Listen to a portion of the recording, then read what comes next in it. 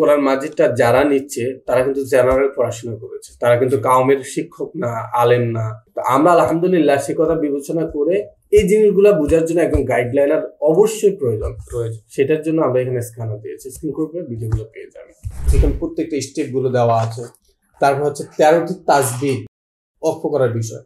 এই কোরআন মাজিদে কিন্তু আমাদের আরবি উচ্চারণগুলো কিন্তু আমরা আলাদা দিয়েছি, কিন্তু লাইন বাই লাইন না দেওয়াটা কারণ হচ্ছে যখন লাইন বাই লাইন থাকে তখন আরবি গুলোকে যখন কষ্ট হয় তখন সহজে পড়ার জন্য বাংলাতে উচ্চারণ করার ট্রাই করি। তো আমরা এখানে আলাদা দিয়েছি এবং ফন্ট গুলো কিন্তু ওইটার থেকে কিন্তু এটা অনেক বড়।